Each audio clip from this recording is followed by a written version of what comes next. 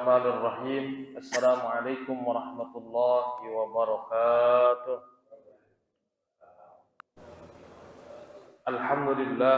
Alhamdulillahilladzi hadana lihada wa ma kunna linahtadiya laula an hadanallah. Wassalatu wassalamu ala Rasulillah sayyidina wa habibina wa syafi'ina wa qurrati a'yunina wa maulana Muhammadin wa ala alihi wa sahbihi wa man tabi'ahu huda la hawla wa la quwwata illa billah amma ba'd. Subhanaka la ilma lana illa ma 'allamtana innaka antal alimul hakim. Rabbi shrah li sadri wa yassir li amri wahlul 'uqdatam min lisani yafqahu qawli. Allahumma in kunta qabilta taubati wa ghafarta dhunubi akrimni bil fahmi wal hifzi hatta anna kulla man sami'a qiraati yazzad riqatun fi qalbihi wa in kana qasiyal qalbi ilahi akrimna bir rizqil halal warzuqna min haitsu la yahtasib. Yang kita hormati guru kita Akhunal Mahbub Al-Ustadz Irwan Hasan Basri, ata'anallahu bituli hayatih. Amin. Yang kami hormati pengurus Dewan Kemakmuran Masjid Al-Furqan dan seluruh jajarannya, Bapak, Saudara, dan Ibu hadirin hadirat jamaah yang dirahmati Allah Subhanahu wa ta'ala. Alhamdulillah wa syukurillah, pada kesempatan yang mulia dan berkah ini, setelah sama-sama kita melaksanakan ibadah sholat subuh berjamaah, kita lanjutkan dengan taklim kita. Mudah-mudahan akan menambahkan keberkahan dan kebaikan. Setelah kita sholat berjamaah, sholat subuh berjamaah, lalu kita berzikir, ya. Ta'lim atau ngaji insyaallah bagian dari berzikir sampai waktu isyraq. Lalu 2 rakaat kita salat sunnah isyraq, maka kata Nabi pahalanya seperti pahala haji dan umroh yang sempurna, yang sempurna, yang sempurna. Mudah-mudahan kita bisa mendapatkan kesempurnaan yang disampaikan Rasulullah SAW. Bapak saudara yang dirahmati Allah, bahasan kita sekarang adalah fi fadilati birril walidaini, di dalam menerangkan keutamaan berbakti kepada kedua orang tua atau berbuat baik kepada kedua orang tua. Ada kebaikan, pahala yang didapat bagi orang yang berbakti kepada kedua orang tuanya. Begitu juga ada ancaman peringatan bagi orang yang mendurhakai al-aquq, ya, al-aquq itu adalah durhaka kepada orang tua, ya. Sebagaimana dalam sebuah riwayat dikatakan la yara wajhi salasatu anfus, kata Rasul, tidak akan melihat wajahku, ya, tidak akan melihat wajahku 3 golongan manusia, 3 golongan, 3 jiwa. Yang pertama, al-aqu liwalidihi, orang yang durhaka kepada orang tuanya. Salah satu kebahagiaan kita umat Nabi Muhammad nanti di akhirat adalah bisa bertemu dengan Rasulullah, bahkan bisa menatap wajahnya. Ini adalah sebuah karunia, dan lebih dari itu adalah kita bisa menatap Allah Subhanahu wa ta'ala. Sekarang bagaimana bisa menatap Allah kalau menatap wajah Nabi saja tidak diperkenankan oleh Rasul? Siapa di antaranya? Al-aqu liwalidihi, orang yang durhaka kepada kedua orang tuanya. Watariku li sunnati, dan orang yang meninggalkan sunnah-sunnahku. Wa man lam yusalli alayya idza dzukirtu baina yadayhi, Dan orang yang tidak bersolawat kepadaku, ya, apabila namaku disebutkan di hadapannya. Ya. Ini yang disampaikan Rasulullah SAW. Jadi kalau kita memang pengen dipandang oleh Nabi dan juga bisa memandang wajah Nabi nanti di akhirat, salah satunya adalah kita berbuat baik kepada kedua orang tua. Karena berbuat baik kepada orang tua bagian dari ungkapan terima kasih kita kepada orang tua. Dan orang yang tidak bersyukur kepada manusia, itu belum dikatakan bersyukur kepada Allah. Allah katakan dalam firman-Nya, la in syakartum la azidannakum wa la in kafartum inna adzabi lasyadid. Kalau kita bersyukur atas nikmat Allah, Allah bakal tambahkan nikmatnya kepada kita. Tapi sebaliknya Allah kasih peringatan kalau kita kufur, azabku amatlah pedih. Salah satu tanda seseorang dikatakan bersyukur kepada Allah, di antaranya adalah hadis Rasulullah SAW, riwayat Imam At-Tirmidzi. Ya. Kalau di sini ada namanya Bapak Tarmudi ya. Ini sebenarnya tafaulan, tabarrukan, ambil berkah dari salah satu periwayat hadis At-Tirmidzi. Ya. Imam Tirmidzi meriwayatkan hadis Rasul bersabda, lam yashkurillah, man lam yashkurin nas lam yashkurillah. Barang siapa yang tidak bersyukur kepada manusia, maka dia tidak bersyukur kepada Allah. Imam Abu Daud meriwayatkan redaksi yang lain. La yashkurullaha man la yashkurun nasa. Tidaklah bersyukur kepada Allah orang yang tidak berterima kasih kepada manusia. Nah, Imam Ahmad juga meriwayatkan, inna ashkaron nasi lillahi azza wa jalla ashkuruhum linnas. Bahwasanya orang yang paling bersyukur kepada Allah adalah orang-orang yang paling bersyukur atau berterima kasih kepada manusia. Jadi tanda syukur kita kepada Allah diantaranya bagaimana kita berterima kasih, bersyukur kepada manusia atas segala kebaikannya kepada kita. Orang-orang di sekitar kita, orang-orang di lingkungan kita, orang yang berjasa kepada kita.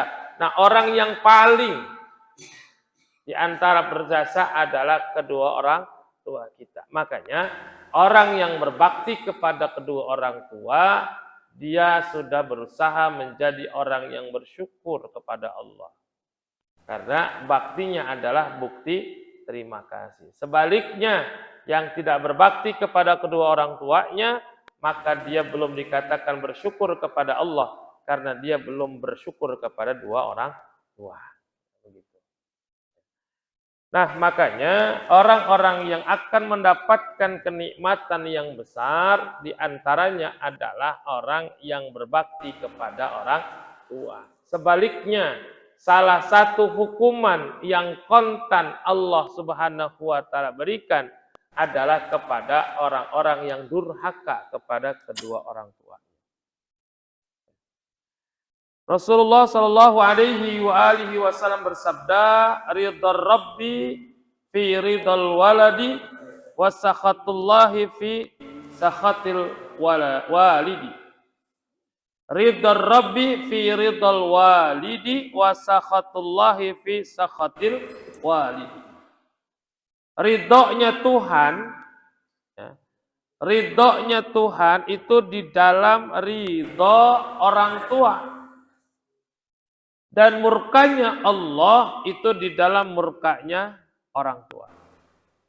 Jadi dalam ini redaksi yang lain yang kita kenalkan, ridallahi fi ridal walidain wa sukhtullahi fi sukhtil walidain. Ridhonya Allah itu di dalam ridhonya orang tua dan murkanya Allah, di dalam murkanya dua orang tua. Nanti ada apa? Dua kisah sahabat Nabi.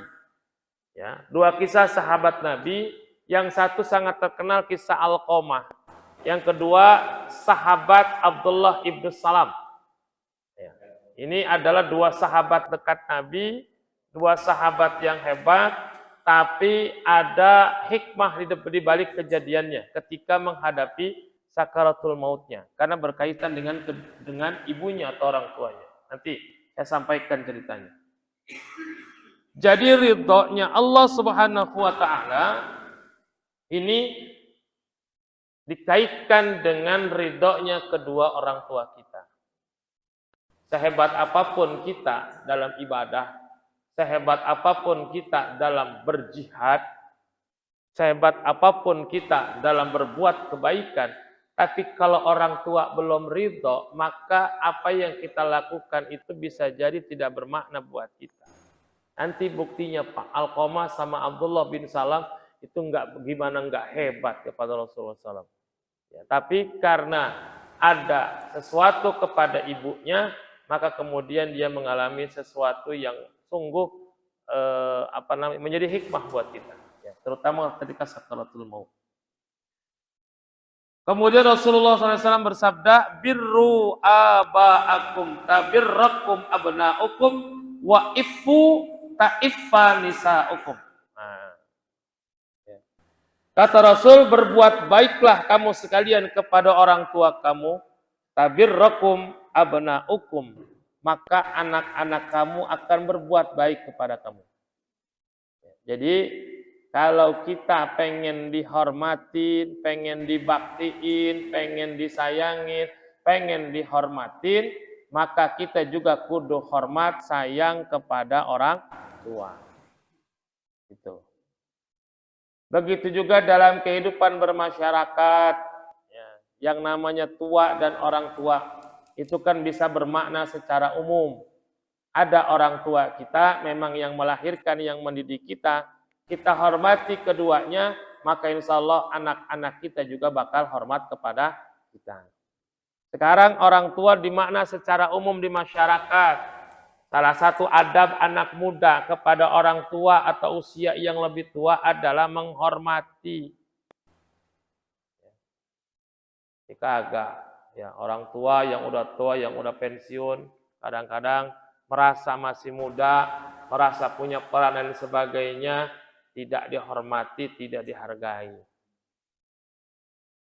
Bagaimana kita mau dihormati sama orang lain? Bagaimana kita mau dihormati oleh orang-orang yang lebih muda dari kita? Misalkan kita saja tidak mau menghormat kepada orang yang lebih tua. Jadi kata Nabi itu kan orang yang muda yang tua sayang kepada yang muda hormat kepada yang tua. Kalau gitu kan saling memberikan, take and give gitu kalau kata orang Kulon mah. Ya. Saling menerima, saling memberi. Ya. Yang tua hormat kepada yang tua sayang kepada yang muda, mengayomi yang muda hormat kepada yang tua. Sekarang kenapa yang tua tidak mengayomi yang muda? Mungkin yang muda pada kurang ajar sama yang tua. Itu. Ya. Jadi disinilah perlunya adab dan akhlak.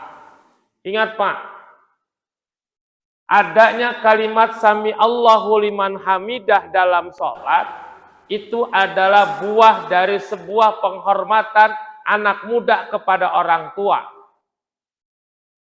Bagaimana malaikat menahan terbitnya matahari di ufuk timur, bagaimana malaikat menahan, menjaga Nabi ketika ruku untuk tidak bangun dulu. Karena ada sosok anak muda yang menghormati orang tua. Ceritanya ketika Ali bin Abi Thalib akan berangkat ke masjid untuk sholat berjamaah subuh, ketika jalan di depan ada orang tua yang jalan. Ali bin Abi Thalib nggak mau mendahului orang tua itu karena penghormatan beliau kepada orang yang sudah sepuh. Perjalanan pelan banget, Pak. Ali bin Abi Thalib masih muda, pengen buru-buru. Bisa saja dia mendahului orang tua itu. Bisa saja dia minta izin untuk mendahului. Tapi karena akhlak Ali bin Abi Thalib yang luar biasa, beliau tidak mau mendahului orang tua yang berjalan di hadapannya. Pelan-pelan beliau ikutin. Sampai di depan masjid, ternyata itu orang tua nggak belok ke masjid. Cuma numpang lewat doang depan masjid. Ternyata orang tua yang dihormati Ali bin Abi Thalib itu adalah orang Yahudi. Karena tidak melaksanakan sholat di masjid. Tapi Sayyidina Ali menghormati itu, lalu kemudian sampai di masjid, masih bisa mendapatkan ruku bersama Rasulullah. Kenapa? Karena Rasul kemudian ditahan oleh malaikat. Matahari yang berada di ufuk timur pun ditahan oleh malaikat, jangan terbit dulu. Berarti kan waktunya lama tuh, Pak. Ali bin Abi Thalib jalan di belakang orang tua itu waktunya lama. Praktekinlah besok, yang muda di depan ada orang tua jalan lama banget. Sabarannya teruji, deh gitu mulu paling. Ya, pengen buru-buru, ya. Jangankan seperti itu, yang udah orang tua yang sehat di depan kita jalan biasa kita pengen buru-buru. Ya. Sebenarnya makna di sini adalah bagaimana cara seorang anak muda bisa hormat kepada orang tua, walaupun yang lebih tua dari kita itu non-muslim. Inilah akhlak yang dicontohkan dalam agama kita. Ya, jangan mentang-mentang, ya, jangan mentang-mentang. Ya, punya ini, punya itu, punya jabatan, orang tua kemudian dilawan. Ya. Hormati, sebab bagaimanapun orang yang lebih sepuh dari kita pengalamannya lebih banyak. Maka jadi orang tua kudu lebih bijak. Jangan usia udah tua, usia udah lama, tapi kelakuan lebih bengal daripada anak muda. Nah, ini juga harus dijaga. Ya, bagaimana orang tua dihormatin, tapi sementara dia tidak bisa menjaga kewibawaan sebagai orang tua. Itulah saling menjaga lah. Ya. Tapi setidaknya bahwa yang muda ini dicontohkan oleh Sayyidina Ali karramallahu wajhah, menghormati yang lebih tua sampai segitunya, sampai malaikat dengan akhlak Ali bin Abi Thalib ini menahan sebentar naiknya matahari yang akan terbit di ufuk timur. Itu kepada orang tua yang bukan kandung, apalagi itu orang tua secara fisik. Ya. Bagaimana dengan orang tua kandung kita? Makanya sebenarnya nggak boleh, Pak, jalan sama orang tua, kita jalan di depan orang tua, kita jalan di belakang. Kalau suka begitu ya? Ya. Bulan apa, Mak? Lama banget ya, gitu ya. Bulan apa, Pak? Lama banget gitu. Ya orang tua jalan pelan, kadang-kadang diseret-seret ya kagak bisa, gitu. Makanya sebenarnya akhlak yang utama adalah ketika berjalan bersama orang tua, apalagi orang tua kita, orang tua kandung, maka jangan sampai kita berada di depan, apalagi sampai buru-buruin kedua orang tua kita untuk buru-buru jalan. Ya, ini kurang beradab, ya, kurang beradab. Nah, kemudian Rasulullah SAW bersabda, "Man asbaha walahu abawani radiyani anhu au ahaduhuma futihat lahu abwabul jannah wa man amsa walahu abawani saqitani alaihi au ahaduhuma futihat lahu abwabu jahannam." Barang siapa di pagi hari dia punya dua orang tua yang ridho kepadanya, atau salah satu dari keduanya, futihat abwabul jannah, futihat lahu abwabul jannah, maka dibukakan baginya pintu-pintu surga. Waman amsa lahu abawani saqitani alaihi, dan pada waktu sore dia punya dua orang tua yang murka kepadanya, atau salah satu dari keduanya, futihat lahu abwabul jahannam, maka akan dibukakan buatnya pintu-pintu neraka jahanam. Mauzubillah. Ya. Karena bicara bakti kepada orang tua itu enggak harus bisa apa namanya satu keimanan. Misalkan begini Pak, ada seorang mu'alaf katakan, ya, dia masuk Islam, dia punya orang tua masih dalam keadaan non Muslim. Apakah kemu'alafan itu harus meninggalkan berbuat baik karena beda agama? Tidak. Ya, justru agama kita mengajarkan kedua orang tua kita tetap harus dibaktikan. Ya, dibaktikan. Bagaimana kalau sudah meninggal? Kan nggak mungkin nyampe doa anak yang muslim kepada orang tua yang non muslim. Ya kan? Bagaimana cara bakti? Cara baktinya diantaranya kalau memang doa tidak sampai kepada orang tua karena berbeda keyakinan, berbeda agama orang tua itu non muslim, ya, maka cara berbakti adalah dengan menghubungkan silaturahim ataupun melakukan perbuatan baik yang pernah dilakukan oleh orang tua. Lanjutkan, misalkan orang tua pernah punya hubungan baik dengan tetangga di daerah mana, dengan temannya. Kita menghubungkan kembali silaturahim orang tua, ya, itu juga bagian dari cara bakti kita kepada orang tua yang sudah wafat. Ya. Kalau sesama muslim misalkan seperti kita punya orang tua yang muslim, punya orang tua yang memang beriman kepada Allah, maka yang utama adalah bagaimana kita bisa terus mendoakan orang tua kita yang sudah berada di alam barzah. Ini adalah bagian dari cara kita berbakti. Nah kata Rasul, kalau pagi hari dia punya orang tua atau salah satu dari keduanya ridha, maka Allah bakal bukakan pintu surga. Dan apabila di waktu sore dia punya dua orang tua, kemudian dua orang tuanya murka, maka Allah akan bukakan buat dia pintu-pintu neraka jahanam. Nah, kemudian Rasulullah sabda, "Idza kunta fis salati fada'aka abuka fa'ajibhu wa in da'atka ummuka fa'ajibha." Nah, ini. Kalau di rumah kita salat sunnah bukan salat wajib, salat sunnah, salat duha misalkan. Ketika kita salat duha, lalu kemudian orang tua kita memanggil, maka kita wajib menjawab panggilan tersebut dan batalkan salat kita. Kenapa? Memenuhi panggilan orang tua hukumnya adalah wajib. Salat duha hukumnya adalah sunnah. Maka mendahului yang wajib lebih diutamakan daripada mendahulukan yang sunnah. Bahkan nggak boleh mendahulukan sunnah meninggalkan wajib. Ibu kita memanggil, kita lagi sholat baru mana udah mau salam misalkan gitu, ya, lagi tahiyat akhir dipanggil sama ibu kita, wajib kita batalin Pak. Begitu juga istri, apabila suami memanggil, maka memenuhi panggilan suami itu utama dan wajib dipenuhi daripada melaksanakan sholat sunnah. Makanya seorang istri ketika berpuasa sunnah harus izin dulu sama suaminya. Kalau suaminya nggak ngasih dia puasa sunnah, tapi dia maksain puasa, bukan jadi pahala, jadi dosa. Walaupun puasa bentuknya. Tapi karena tidak ada izin dari suami, ya.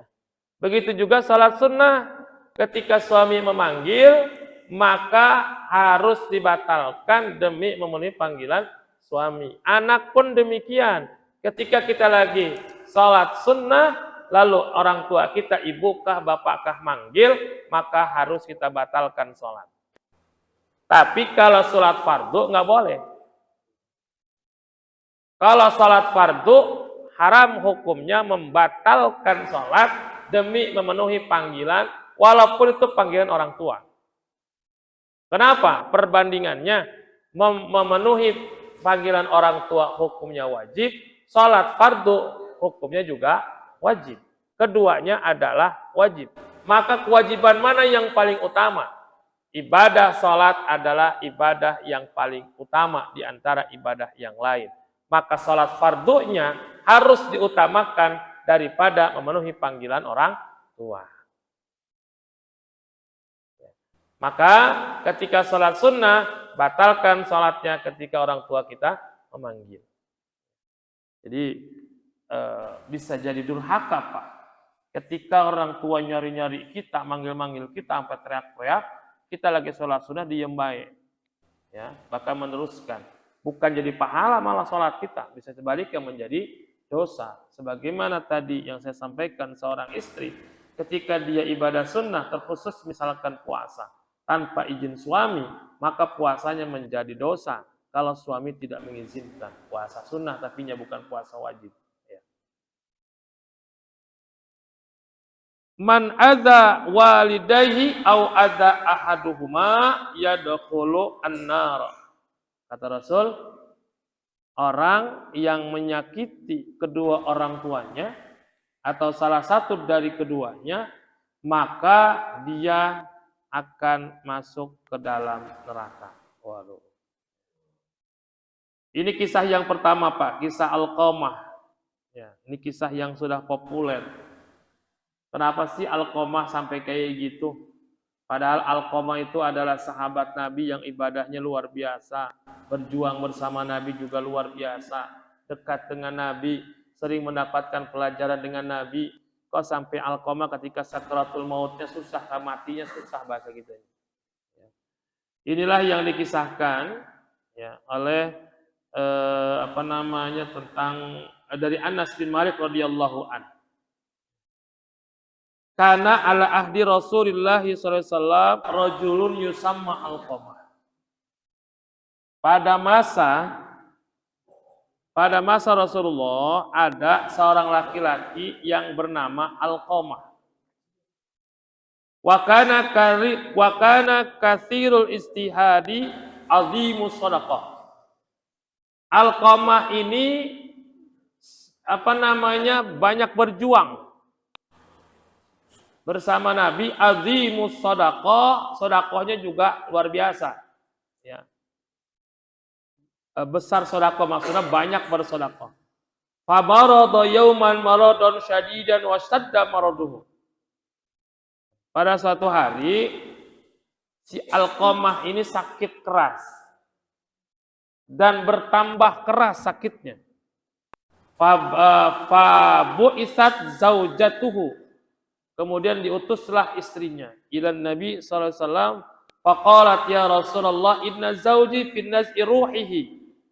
Fa'aradtu an a'lamaka bihali. Ya Rasul, bahwasanya suamiku sedang sakaratul maut dan aku ingin menyampaikan hal ini untuk memberitahukan keadaannya kepadamu. Faqala an-nabiyyu sallallahu alaihi wasallam li ashabi, intaliqu bina ilaih.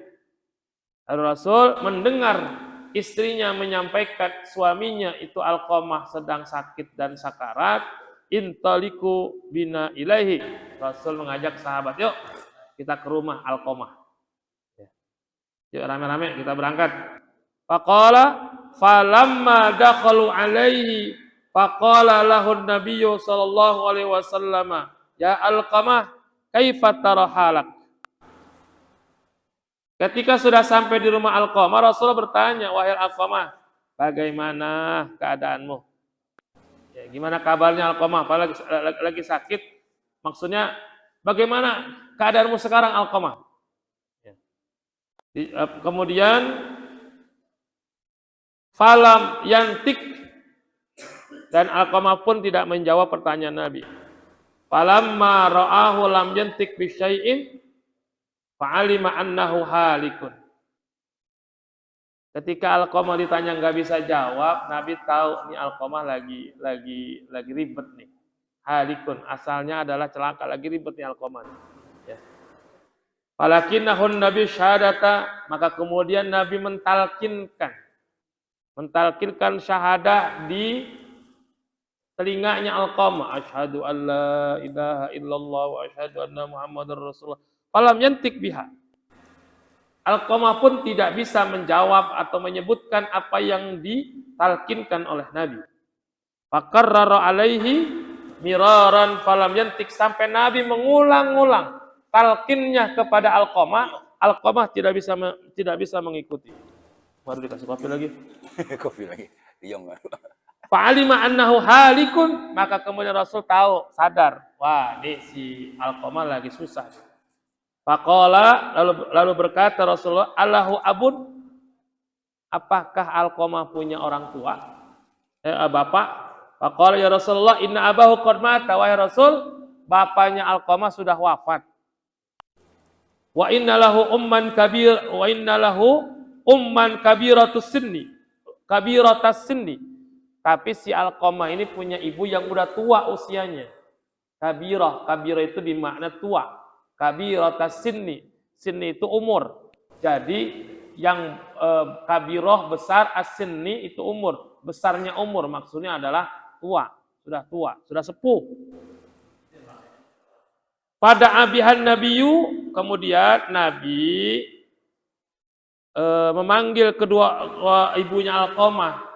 Fa'atau biha ilaihi, lalu ibunya pun didatangkan kepada Nabi. Faqala hal Nabi ya umma Alqamah, kaifa kana halu Alqamah? Wahai ibunda Alqamah, lihat tuh bagaimana keadaan Alqamah. Faqalat ya Rasulullah, kata ibunya, wahai Rasulullah, kana yasumu wa yatasaddaqu wa yusalli wa kana fa'ilan lil khairi. Ya Rasul, Alqamah ini puasa, sedekah, salat, dan ia selalu melaksanakan kebaikan. Lakinni sakhitatun alaihi. Tapi aku murka kepadanya ya Rasul. Alqamah ini ibadahnya rajin, berbuat baik rajin, dia sedekah, dia puasa, dia salat. Tapi aku murka kepadanya ya Rasul. Kenapa? Li'annahu kana yu'tiru zawjatahu ala ummihi. Karena ini Alqamah lebih mementingkan, mendahulukan istrinya daripada ibunya. Ya. Sama bini takut, sehingga lupa sama ibu. Bininya minta apa-apa, dipenuhin. Giliran ibunya minta sesuatu, tidak dipenuhin. Padahal bagi laki-laki, yang utama taat itu adalah kepada ibu. Yang utama. Ya. Beda sama istri. Kalau istri itu yang utama taat kepada suami. Walaupun ibunya, bapaknya itu istri memanggil dia. Tapi kalau di saat berbarengan suaminya memanggil, maka yang utama adalah memenuhi panggilan suaminya. Bagi seorang istri. Bagi seorang suami, maka yang utama adalah memenuhi panggilan ibunya atau orang tuanya. Faqala an-nabiyyu li ba'di ashabi intalik wazma hataban hatta ukhrikahu bin nar. Coba cari kayu bakar. Kita kumpulin kayu bakar, kita bakar ini Alqamah. Ya Rasulullah, la taf'al bi waladi wa samrati fuadi. Ya Rasul, jangan engkau lakukan hal tersebut kepada anakku dan kesayangan hatiku. Oh, samrati fuadi. Faqala Nabi sallallahu alaihi wasallam fa'adzabullahi asyad.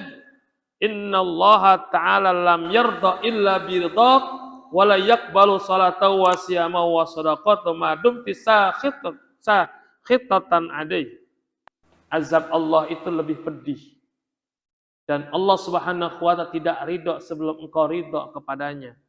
Puasanya, salatnya, sedekahnya tidak akan Allah terima selama engkau masih dalam keadaan murka kepadanya. Faqalat ya Rasulullah, ushidullaha wa ushiduka anni qad raditu alaihi. Ya Rasulullah, aku bersaksi kepada Allah dan bersaksi kepadamu bahwa saat ini aku sudah ridho kepada anakku Alqamah. Fataqaddama an-nabiyyu sallallahu alaihi wasallam Alqamah walakin syahada fanataqa biha wa mata sa'atu. Lalu kemudian setelah ibunya ridho, Rasulullah mentalkinkan Alqamah, lalu Alqamah ngikutin talkin Rasul, membaca syahadat, tidak lama kemudian Alqamah wafat. Lalu Anas berkata, wasallu alaihi wadafanu, faqama an-nabiyyu ala safiri qabrihi. Lalu Alqamah dimandikan, dikafani, disolatin, dimakamin.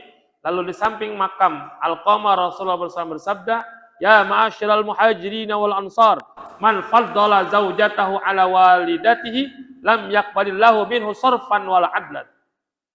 Wahai sekalian kaum muhajir dan ansar, barang siapa yang melebihkan, mengutamakan istrinya atas ibunya, maka Allah tidak akan menerima darinya ibadah-ibadahnya yang sunnah ataupun ibadah yang wajib.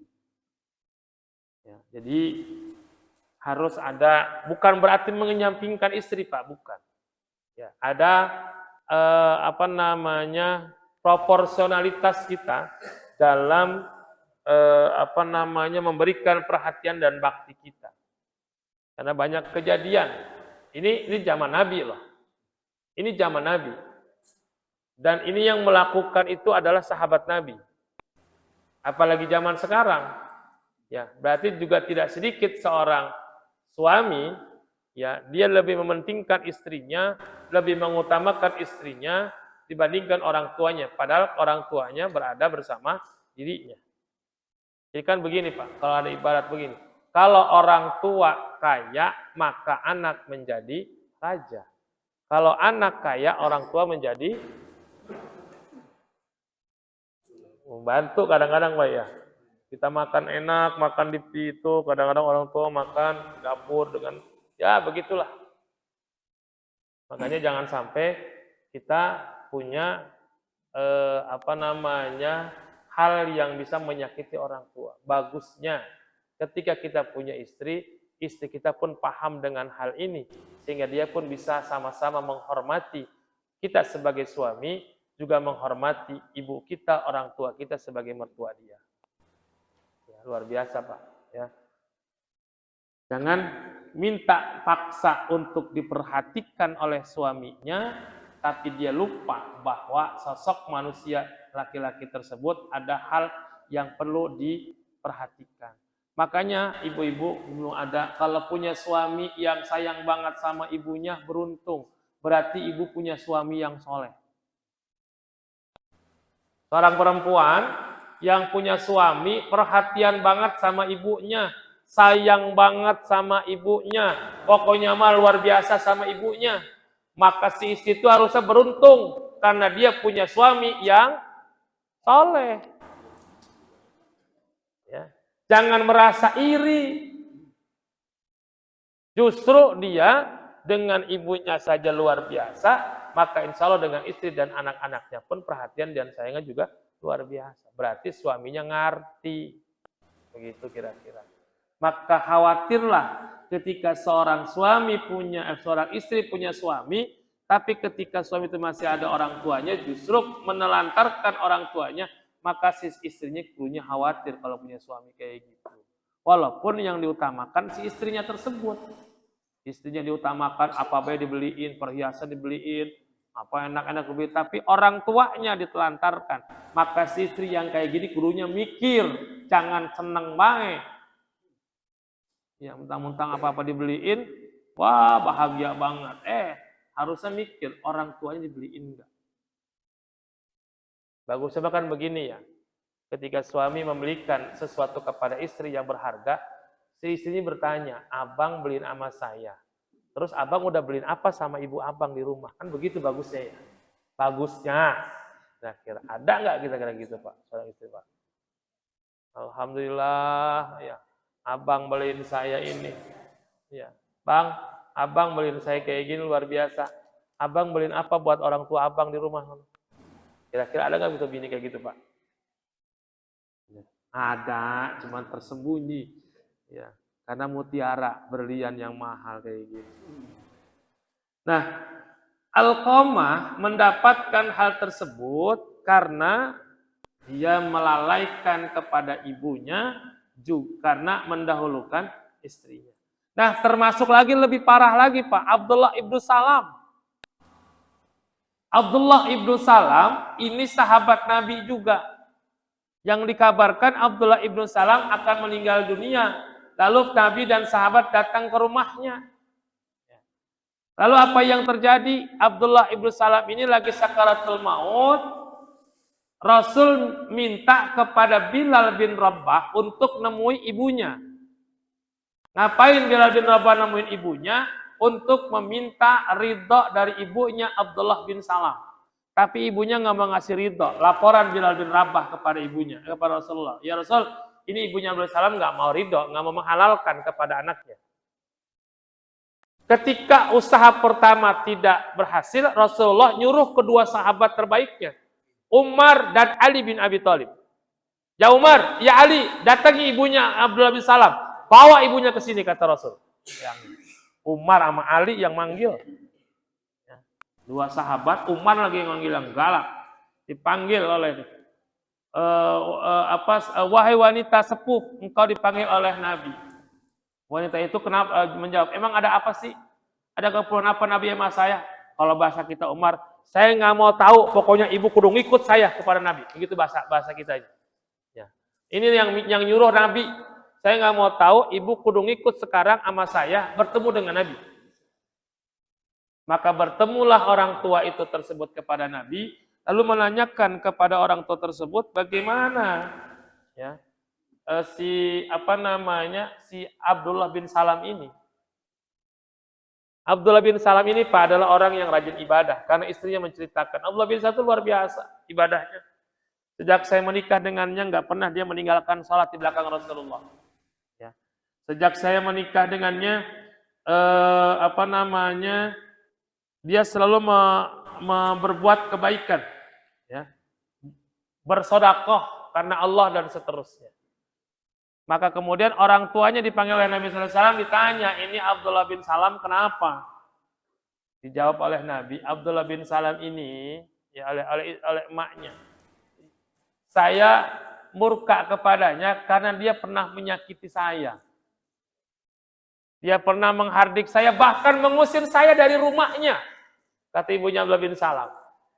Kenapa saya diusir dari rumahnya? Karena Abdullah bin Salam lebih mementingkan istrinya. Bayangin Pak, sahabat Nabi ini Pak. Demi istri dia mengusir ibunya dari rumahnya. Maka kemudian ibunya tidak mau memberikan ridho dan halal. Dibujuk sama Nabi. Tolong berikan ridhomu, halalkan. Dia nggak mau. Sampai Nabi menasihati, khafi ya'juz, takutlah engkau kepada Allah. Ya, takutlah engkau kepada Allah. Ya. Jangan sampai gara-gara ini kemudian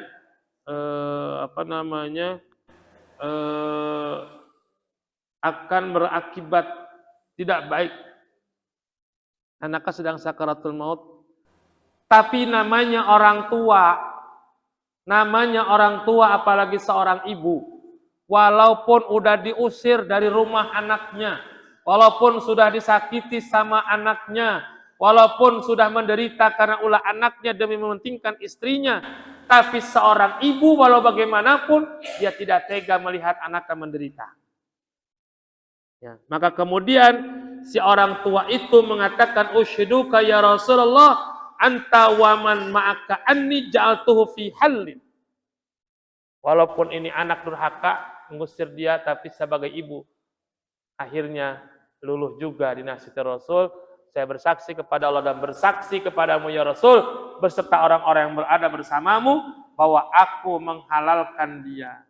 Maka kemudian Abdullah mengikuti apa yang ditalkinkan oleh baginda Rasulullah SAW, dan kemudian Abdullah bin Salam wafat dalam keadaan setelah mengucapkan 2 kalimat syahadat. Setelah selesai mensolatkan dan menguburkan, Rasulullah SAW bersabda, ya ma'asyiral muslimin, ala man kana lahu walidah walam yabirraha kharaja minad dunya ala ghairi syahadah. Wahai kaum muslim sekalian, kalau masih punya ibu lalu dia tidak berbakti kepada ibunya, maka khawatir nanti ketika dia wafat tidak bisa ghairu syahadah. Ghairu syahadah itu su'ul khatimah. Ya, dia tidak bisa mengucapkan 2 kalimat syahadah. Ya, Masya Allah. Bagaimana kita berbakti kepada kedua orang tua. Nah, pertemuan selanjutnya di tarbiyatil aulad. Kalau sekarang anak kepada orang tua, besok orang tua juga punya kewajiban sama anak. Penjelasan keutamaan kewajiban atau orang tua mendidik kepada anak. Bagaimana kita sebagai orang tua dihormati dan dibakti oleh anak, tergantung besok bagaimana kita mendidik anak-anak. Mudah-mudahan ada manfaatnya. Al-Fatihah. A'udzubillahi minasyaitonir rajim. Bismillahirrahmanirrahim. Alhamdulillahirabbil alamin arrahmanirrahim maliki yaumiddin. إياك نعبد وإياك نستعين الصراط المستقيم صراط الذين أنعمت عليهم المغضوب عليهم ولا الضالين آمين واعف عنا يا كريم اللهم بحق الفاتحة وسر الفاتحة وبركة الفاتحة وعظمة الفاتحة يا فارج الهم يا كاشف الغم يا من به يغفر ويرحم ربنا آتنا في الدنيا حسنة وفي الآخرة حسنة وقنا عذاب النار وصلى الله على سيدنا محمد النبي الأمي وعلى آله وصحبه وسلم بفضل سبحان ربك رب العزة عما يصفون والسلام على المرسلين والحمد لله رب العالمين والله الموفق إلى أقوم الطريق والعفو منكم والسلام عليكم ورحمة الله وبركاته.